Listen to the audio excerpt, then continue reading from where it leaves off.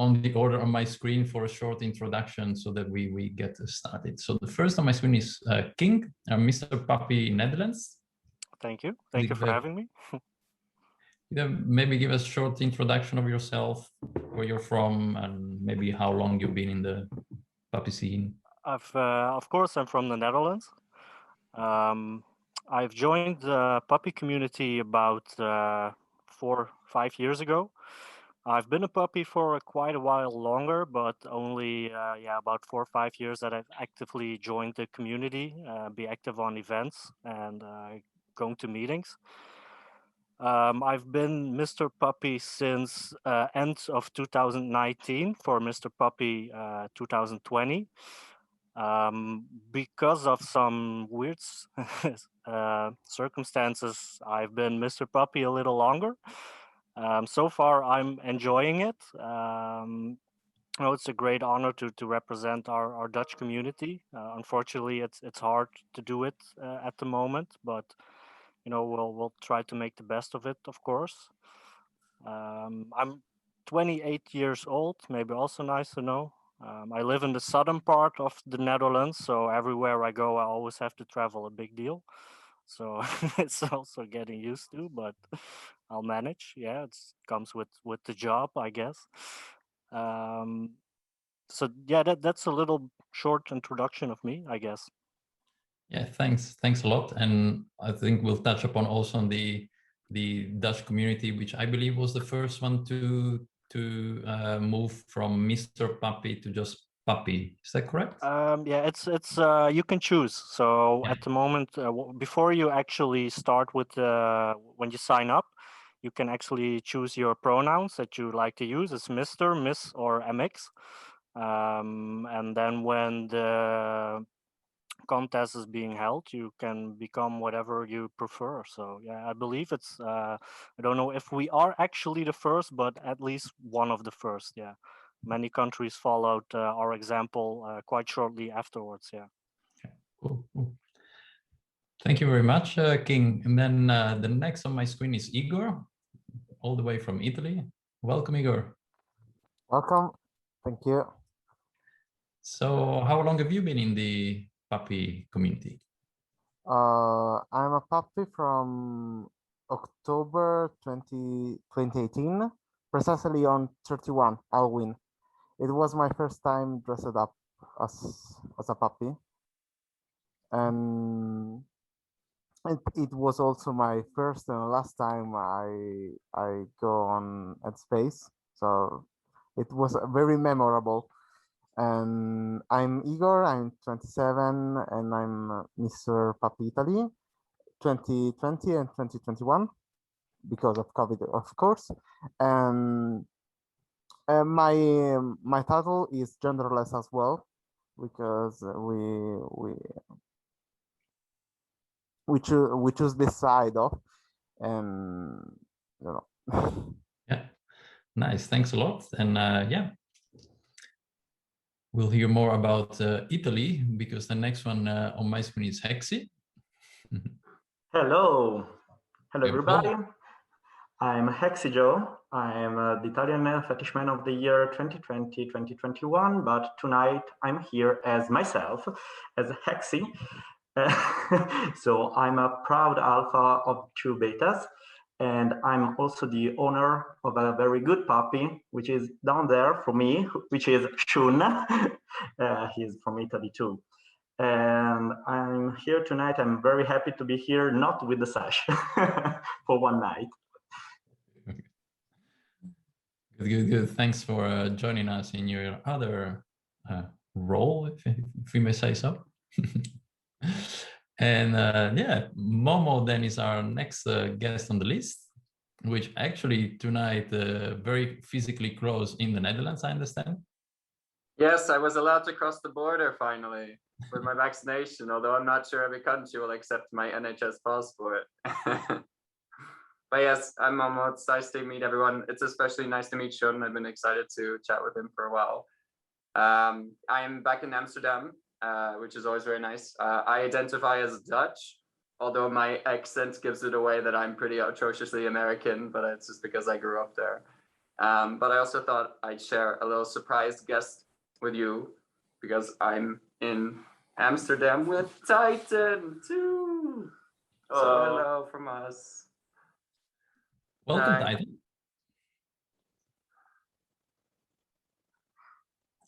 So thanks for having us. Our Thanks a lot. Thanks a lot. And last but definitely not least, our Hunter. Wait, I see you're on mute. Can I? Let's see if it works. Yeah. Yeah. Okay. Sorry. I'm like Hexy. I'm also with not with my current title here, because my my current title was Mr. Sportswear 2019. But I do puppy for 15 years ago. I started dog play. It was barely to get. It was really hard to get a hood or mittens or something like that, and it was very expensive. But I enjoyed it, and I try to experiment in a lot of other scenes. And during COVID, I'm getting more back into my puppy space. So yes, I'm living in the Netherlands, and I'm 36 years old. Thanks a lot, Hunter. When we were talking about, the puppy communities, and I must say myself, I'll admit, I know only very little as very much an outsider. So please correct me if I use any incorrect words tonight, so I can also learn on that. But we see, so Hunter just said starting already 15 years ago, but we clearly see in the last few years kind of really booming, I would say, community. So who would like to say something about that? Why do you think it's been such a quick growth in a short time? Yeah, I think that a lot of it has to do, of course, with social media. A lot of people are joining social media, are on it, and that's also, of course, how communities grow, how it gets bigger, and how it spreads. And you see that a lot of people from other role play communities, for example, or join us as well. We see a lot of people from the furry community coming over as well, so that's also interesting to see, as they have also different views of puppy play. I think that it's getting a little trendy. I think a lot of people are also in it maybe for the outfits and stuff like that, and they see it coming by and they think, oh, it looks cute with a hood, and so they decide to join. And we're more open than ever, I think, with women being very welcome in our community. All genders, for that matter, are very welcome. Before it was kind of, correct me if I'm wrong, but it was kind of aimed at the gay community, or it was mainly a gay community. And you see that changing as well. And other women or other genders bring other people, and so I think that's why it's pretty booming at the moment. Yeah. So is that the same experience also in other countries? I look maybe at our Italian guests.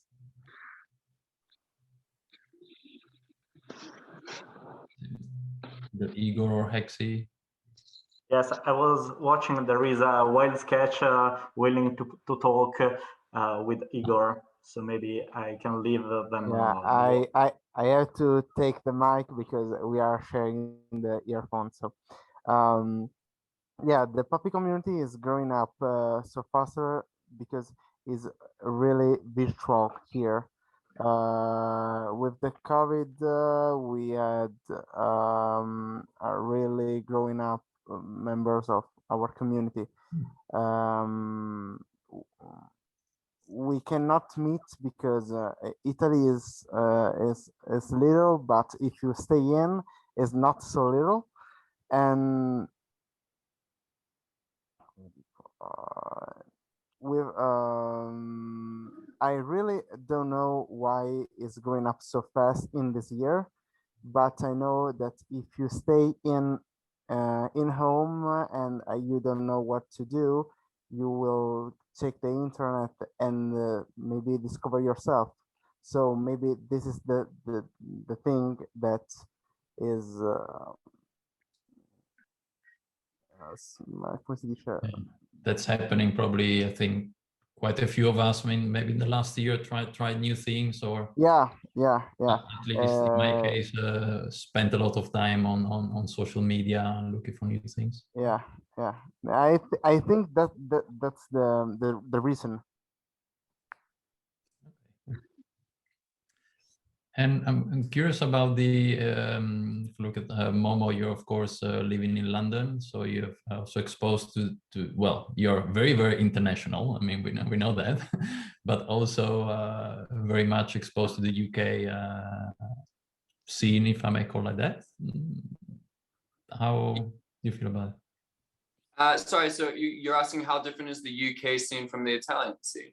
Yeah, more like, do you see the same trend also there of really this boom? And I guess especially often, at least the reason, and especially younger generations maybe embrace it more than.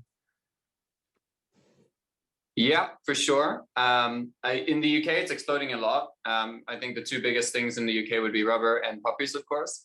And puppies seem to be like a gateway to like the wider fetish community for a lot of young guys who are exploring.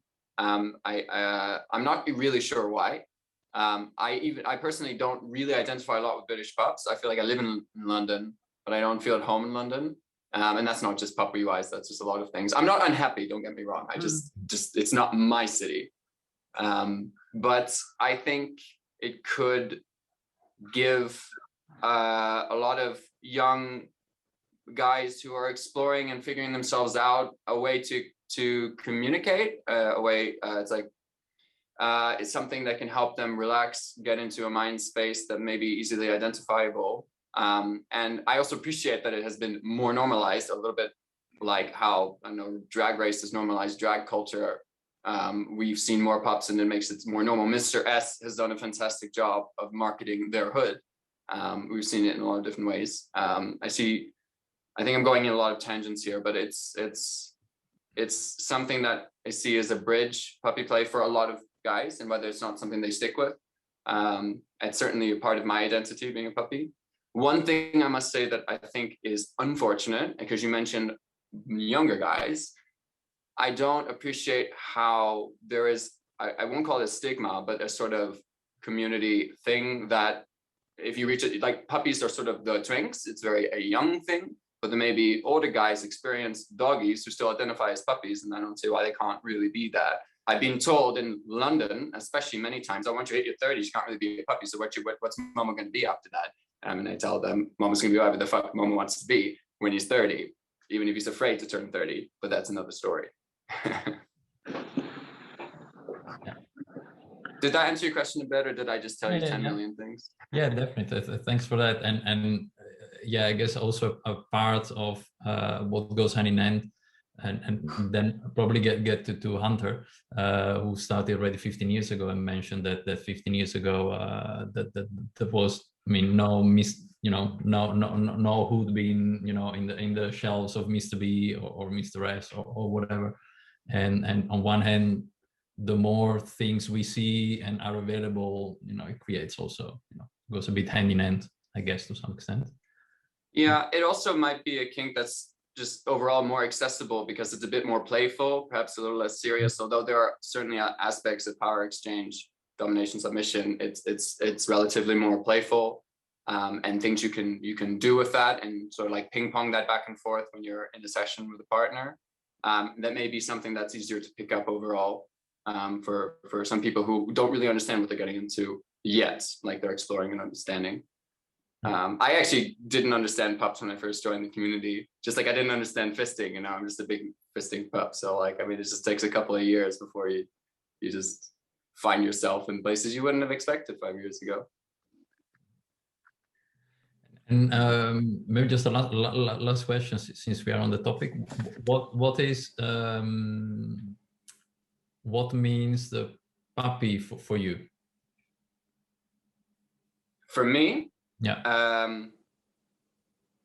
I guess a playful submissive. For me, Momo often has to kind of be put in his place. He gets a little bit bitchy, but with enough force, he'll understand.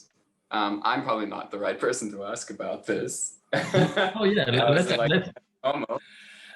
But for me, it's a way to be submissive that I think I can have more fun with, that I feel more relaxed with, because of it being more playful, more cute. And I mean, another part of that is also the gear. I actually can't even give you an explanation, but having a tail in my ass makes me feel so slutty, and I love it. And I just can't really tell you why, but it's just a part of it. And I love wagging my tail, and I love playing with the tail, and the mitts, like losing control of your hands. Although I wouldn't necessarily assign mitts only to pups, because mitts can also be used in other submissive ways. But the tail plus the mitts plus the hood plus the collar plus chastity, if you're into that, it just takes you, plus rubber, it just takes me to another place. Okay. So for me, puppy is a playful submissive. So. Yeah, and definitely then also a sexual connotation, at least. So the playful and sexual together.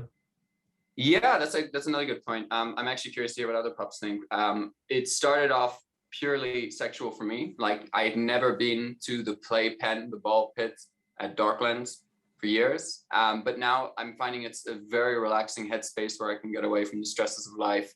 And it's not always sexual, and something that helps me, recenter myself. And I really just enjoy being that way. Often leads to something sexual. It's a predominantly sexual, but I'm beginning in the last 2 years to really appreciate the playful headspace as well, which is not something I initially thought I would. So I'm seeing that more and more. Especially the freedom and the playfulness that worked for you. Yeah, it's a really freeing, relaxing headspace that I feel, I call it my happy place. I feel very relaxed. There's freedom and submission, like being controlled. You can let go and not worry about things. I can only imagine the amount of responsibility I'm putting on Titan when he has to take care of everything. But it's a really nice place to be. So thank you. Coming through, great.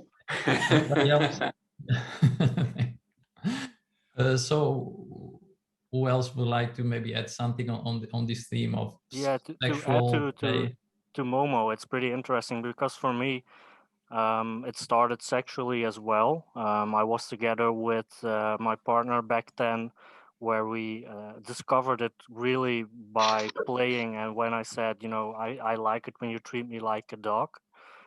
So that's how it became. I would first started as a sexual thing, but unfortunately that relationship didn't work out, and I moved on. And only after that I really became active in the community on events. And for me, it kind of transferred from being sexual to actually giving my pup self sort of an identity. When for one moment, or at one moment, I really started to feel comfortable as king, more than I was myself. And that's when I kind of started taking things that I would dare to do as king, to do it in my personal life as well. I was very shy, but when I put on my hood, it was all good, because I had on a mask. Everybody's familiar with putting on a mask, and suddenly you're free. Gaining freedom, yeah. Yeah, exactly. There's no shame. Nobody can see your face, and somehow that part became me as well. So I really think that it evolved me as a person as well, really, apart from all the sexual stuff. I mean, I'd still like it. I'm still a fetishist as well. But, there were also moments in my life where I literally thought, and it might sound stupid, but I thought, what would King do? And you know, that kind of mindset also helped me through a lot of things where just having this identity helped me through personal stuff as well. So that's that. I Yeah, that agree with came King. afterwards. I really agree with you because the first time I did put my mask on, it was like having another world around me because I was free to don't show my expression of the face.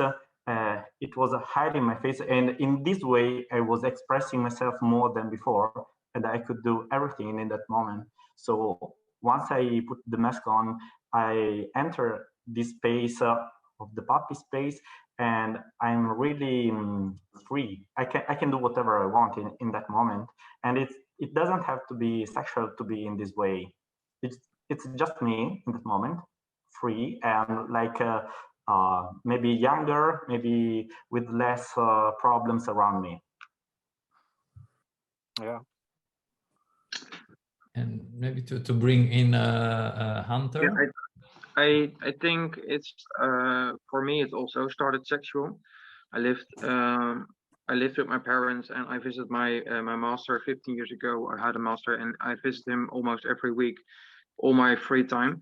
And his lifetime partner was a pet doctor, so he told me about the pup scene and he showed me some stuff about it, and I said, "Oh, I really want to try it." So that's how I came in the puppy scene, and for us it was more a way to play and to make me more submissive than I really was, but it was more playful because I was not a real slave. I was more a playful kid because I was just 18 and I was just out of the closet, and yeah, I want to express myself. And for slave, he didn't find me serious enough, so he called me puppy or dog, because in the first time it was dog play. I think there's a really thin line between dog play and puppy play, because a lot of people said when you are fucking.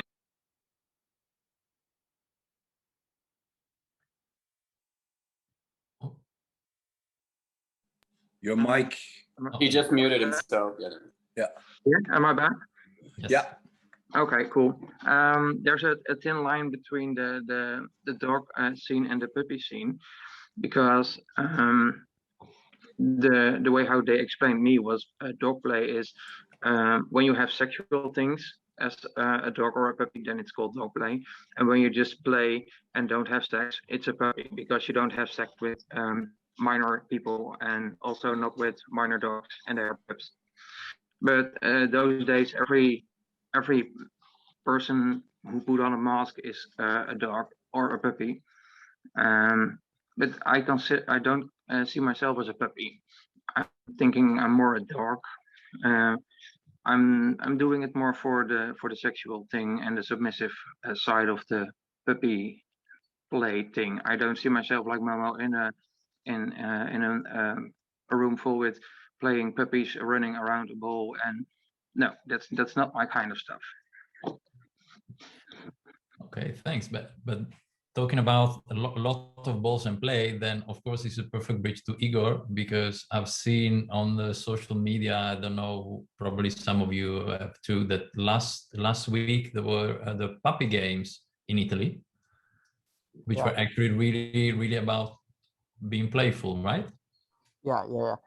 We had puppy games in the last weekend, and we had it in Tuscany, here in Italy. It was like games on a beach. The first game was like, I don't know, a treasure hunt, and there was other three games that were by beach. So I don't know. It was all things like a Takeshi Castle of puppies. And the last game, it was a painting with pose. So you had to use the pose to color this draw that you can bring at home. So it was also a nice memories to bring back to home. And the games are just an excuse to meet other puppies, to make bound and to try to forget this COVID years and this COVID year, and to make bounds again. And it was really, really funny. Yeah, that sounds really, really cool. On the beach in Tuscany. Yeah, yeah.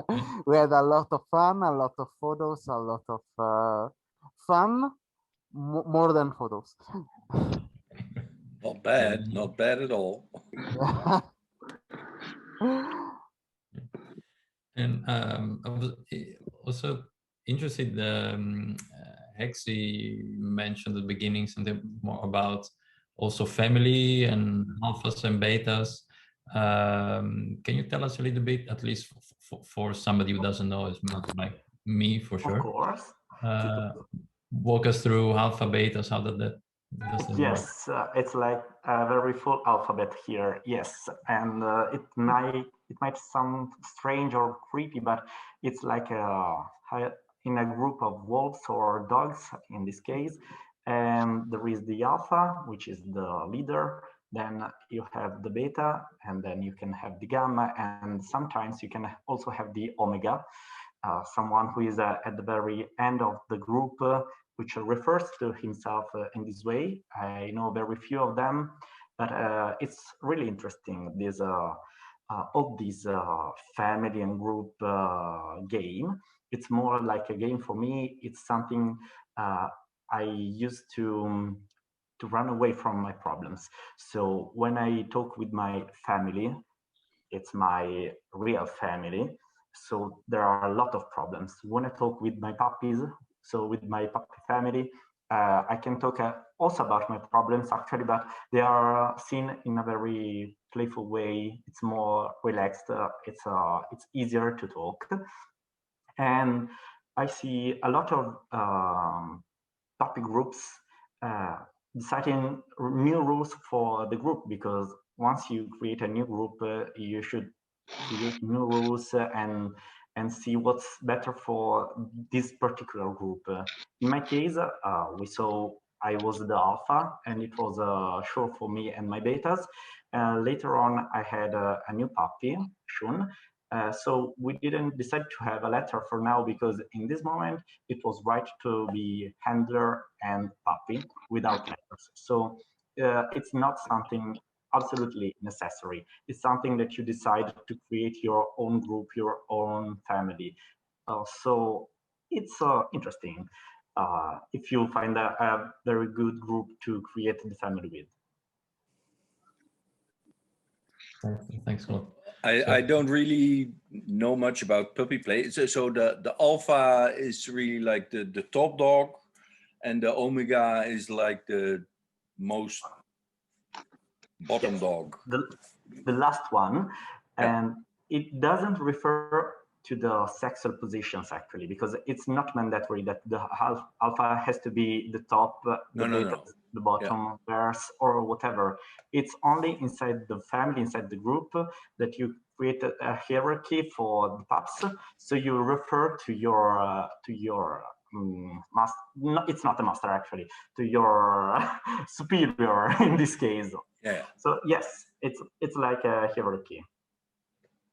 Cool. I might just quickly add that you can basically compare it to a sir and a boy, if I'm correct. I think Hans is familiar with that as well.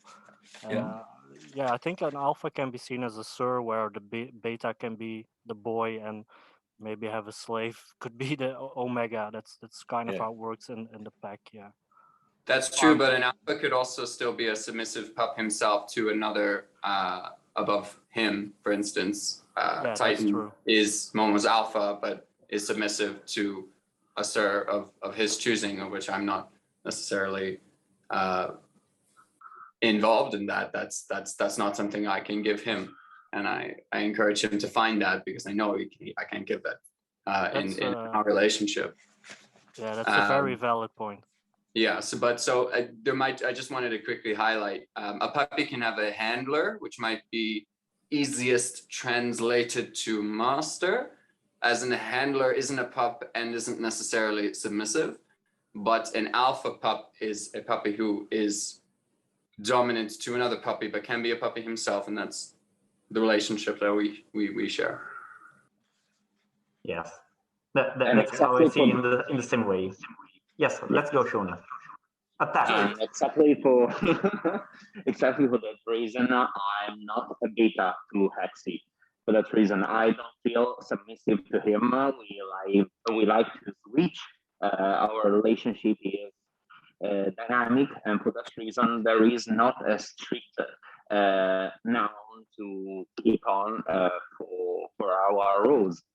I'm not his beta, I'm not his omega. Sometimes I may be his alpha, sometimes I may be his beta, and Yeah, the playfulness the comes good in. You switch between alpha and beta rules. Is that what you said? You switch between alpha and beta rules. That's very interesting. Yeah, I don't think don't I. even use Wait, alpha and beta. wait. We don't even use alpha and beta between Yes, we don't need letters two. for now. Letters are that can come later. by now. I can be a top, but I can't be a dom. Let's just put it that way. No, I can be. And We mine all can be, and that's top. the reason. Right. Yeah, and then we had a little bit of a layer of Italian confusion, and it's always fun. Everybody loves Italian confusion. Come on. Everybody loves drama. Everybody loves Italian confusion. Come on. Yeah, so we still have your quote, Hexy, on the website about drama, right? Yeah. For those who remember that. Maybe so. How about the fetish and gear part versus the vanilla? We were talking a little bit earlier about yeah, some puppies have maybe more fetish, kinky background, others don't. That would be us in terms of gear. Yeah, exactly. I mean,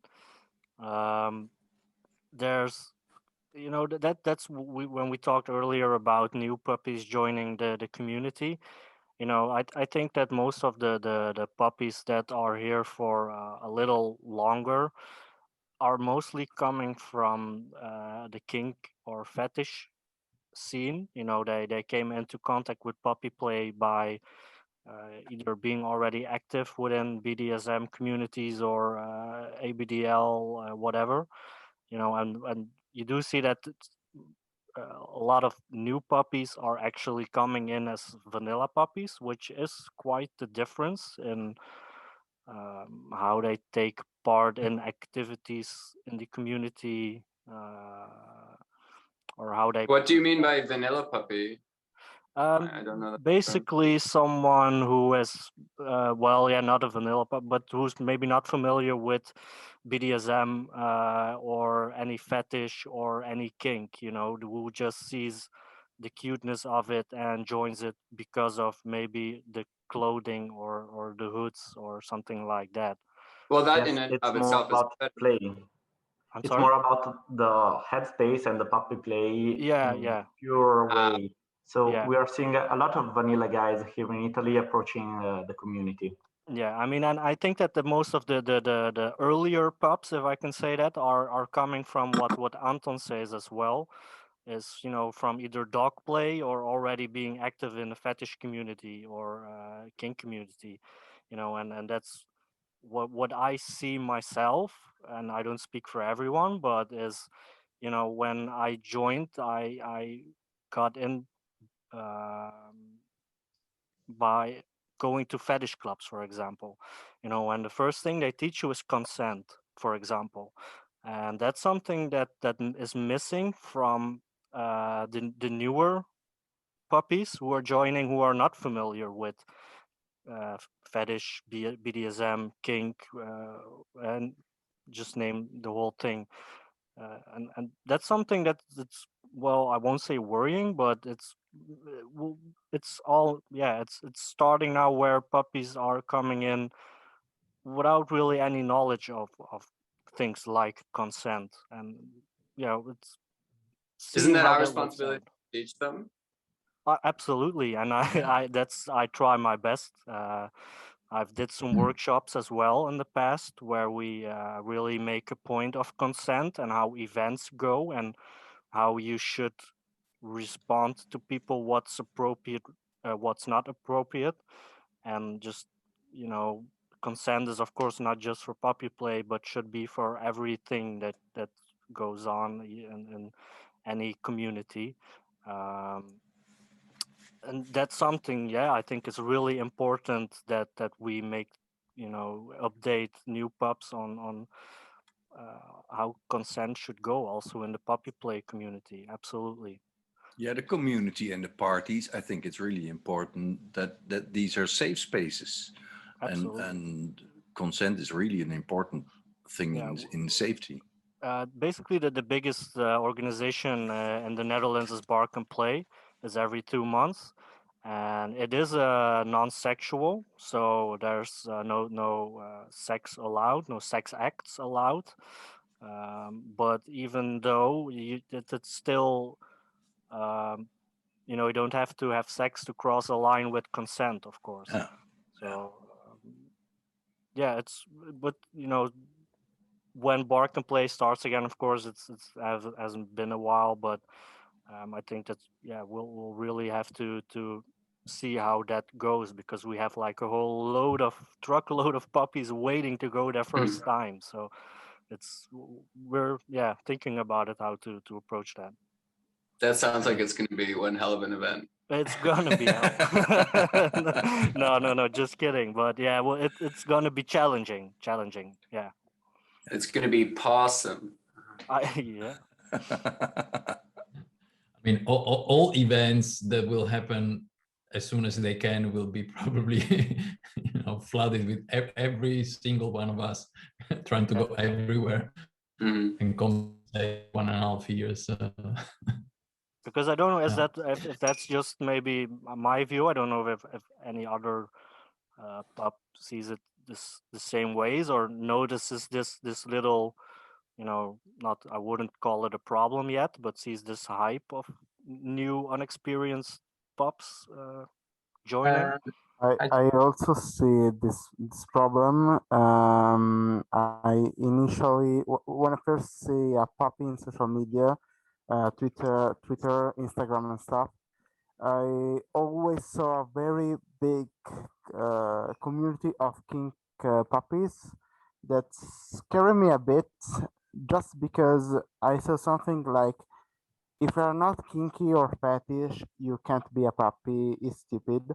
And I was scary about that idea, because I saw, if I'm not part of BDSM community, I can't be a puppy.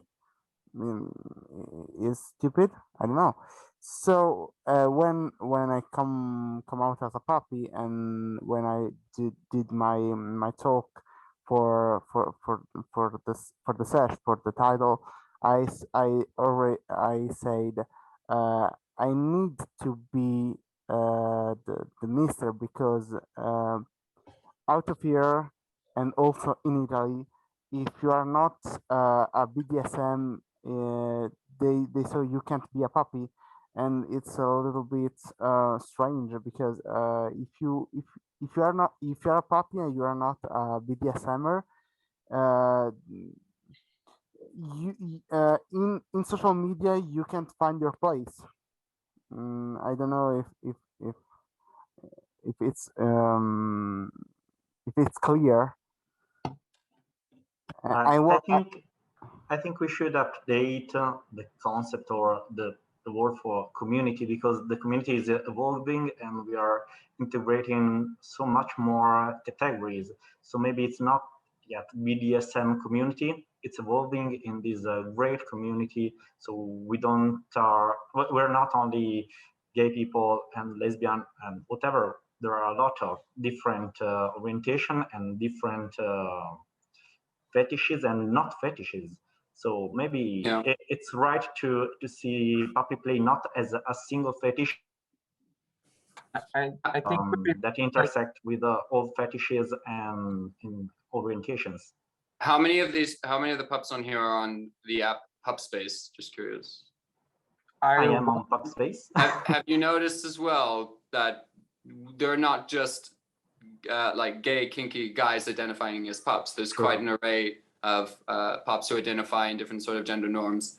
And I must be honest, I didn't expect that when I joined that app, which taught me something about how the community is evolving as well. So just to forward that is just evidence of that it is evolving. That's true. Yeah, I was expecting something like Recon or something similar. On the other end, it was really different, and it's full of girls actually. Yes, and Italian community is actually not full, but there are a few girls joining us, and it's amazing. This thing, it's something really new. I already left PupSpace because there is in my opinion, there's also a lot of age and fat shaming on PupSpace. That's my my experience with PupSpace. So that's the reason that I quit it. But I think it's a great app if you feel yourself comfortable and at home at PupSpace. I was wondering as well that a lot of women were there and a lot of straight guys who want to be a pup, and it's a big happy space.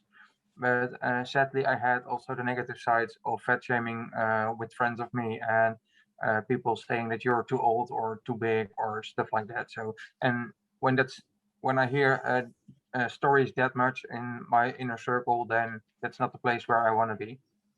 So, I can't speak for the too fat part, but that goes back to what I said earlier about the age thing. Like, why is there this understanding that you can only be a puppet until a certain age? Why is that? Why are we considered twinks? I mean, we can all agree that you're not a twink after a certain age because the twink refers to a certain age range in your life. Why have we defined pups as an age range? I don't understand. I don't understand that either, but that's the I want to be mama when I'm 45. I mean, and y'all better accept that. Oh, there's the American in me. Oh, damn.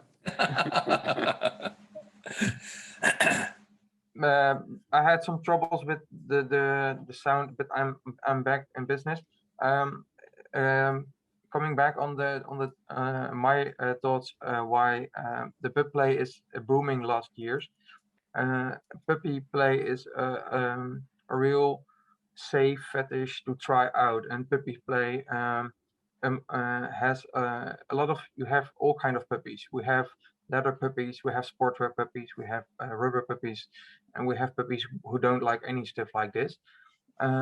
So I think it's a real safe place because with a mask, nobody sees you, nobody knows who you are, and you can do what you want, and you can explore a lot of stuff.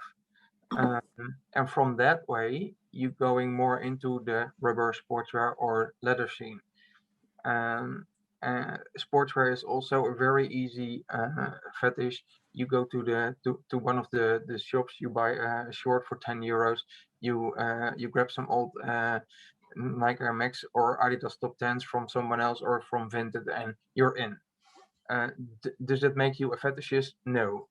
You have to believe it. I used to think sportswear was one of the laziest fetishes ever because, I mean, who's put on a rubber suit, a full rubber suit here, plus the cuffs, plus the socks, plus the mitts, everything? It takes like an hour to get everything on. So I always thought just putting on like a football uniform was a little bit too lazy. But then in 2019, I went to the snacks party in November, the sportswear party, and I must say I found a new respect for the sportswear fetish, even if they have it quite easy in terms of getting ready. Yeah, because a lot of people think sportswear is just putting on some sport kit and that's it. But there's a whole way behind it.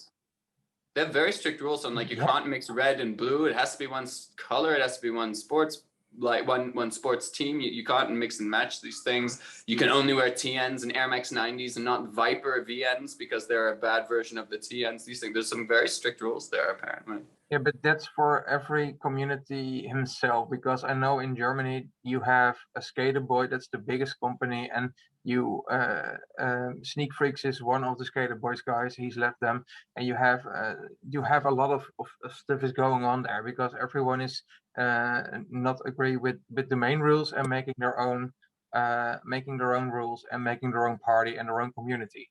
But yeah, that are some more house rules. Like the real leather parties don't let in people with leather Nikes. If I'm there with my leather pants and my leather Nikes on, I'm wearing leather, and I'm not allowed to get in. So I think we all have our rules and for our parties, but yeah, that's by puppy play. You don't have all those rules. You can just be be who you want to be. Yeah, Like I gotta agree more with you there. openness. Yeah, I can't, what you just said about having each our own rules, I can't actually think of what our rules are. So I can see how it might be easier to come in through as a puppy. yeah. Isn't it something about being open to play or open to this playfulness? Well, it's more about what you can do rather than what you can't. Yeah. Like you can be playful, you can wear a tail, you can put on your mitts, you can be submissive, you can be dominant. But with sportswear, with leather, you can't wear the Nikes, you have to wear boots, or you can't mix match colors, these sort of things. Please don't get me wrong, I'm not saying that's wrong. If that's the culture there, and I definitely love leather and I love sportswear. But I really can't think of a set of rules of what you can't be in terms of pubs in the same way that we just discussed how you can't necessarily And that's do the things reason, in other scenes. and that's the reason why I start wearing my leather training pants from Barcelona when with my sash on and walking on heels and stuff like that, because I want to fuck up the rules and make building bridges and not create more spaces. Oh, when it comes to that, we have a champion on the call, and that's Alberto. No one will ever forget his MIR competition. What an incredible dress that was. He's over there on my Fuck the rules, yes. Remember these from when the next time you're in the hands of the Dom and just telling fuck the rules. Yeah. As a Dom you can. I see Spot already thinking, well, I'm not sure. The funny thing is, I never really thought about it, but now that I'm listening to you guys, it really does make sense. I mean, it's just open for everybody. I mean, when I took part in the contest, I had to do a stripping act, or I didn't have to, but I made up a stripper act where I actually was dressed all in full leather, and that's all right as well. And from my full leather, beneath I was wearing a nurse's dress because I thought that's fun as well, you know.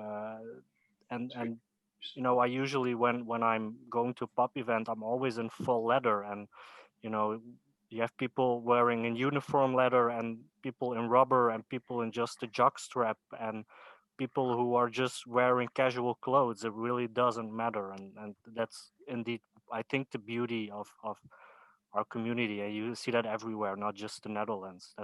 That's pretty awesome. Yeah. Yeah, I really think it's the playfulness that is opening up, and it helps people to enter this scene. Yeah, there are a lot of pups who don't want to have sex or don't want to be submissive or stuff like that. There are a lot of pups who want to be submissive or want to try on that things, but that's why making pups exploding, because it's easy to explore, and it is more playful and not strict with the rules. And that doesn't give much misunderstandings. Like I thought it would be more like BDSM, like, or hey, don't try to BDSM me. Or everywhere, every event, there's always people who get the wrong idea or who come in are really disappointed with what's going on, or they expect very much of it. We also sometimes have a straight couple who are really into a very sensual way of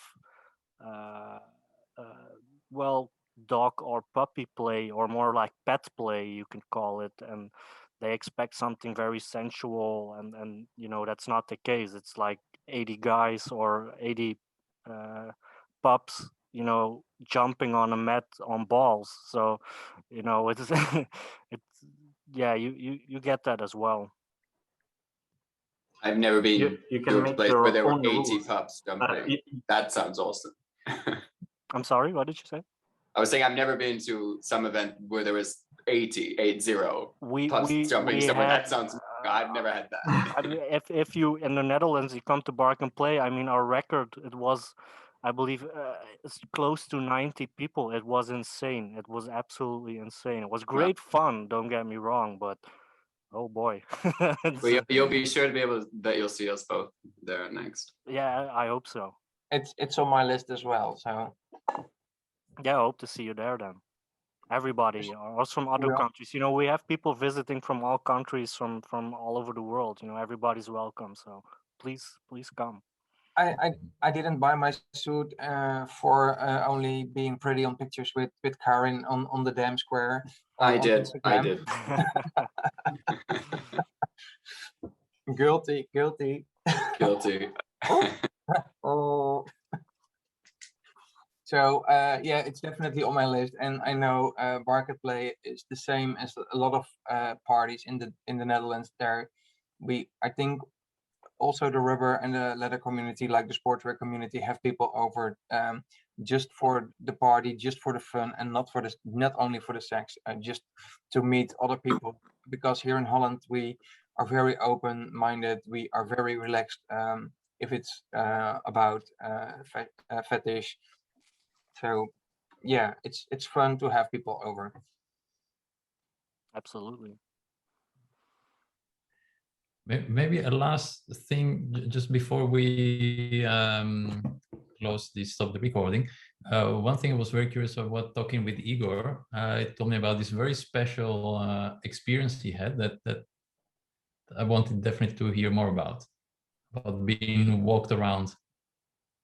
Okay. It's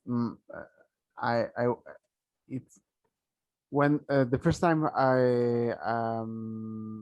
I was in puppy space in that space that it was also my first time as a puppy. My first time as a puppy, that it was in 2018 in Halloween. There was this girl, my friend, that come si dice prestare?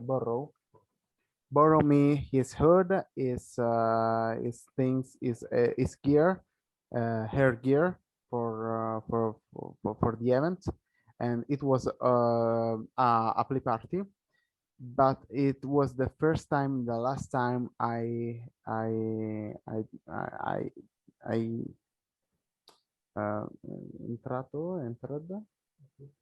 entered in headspace.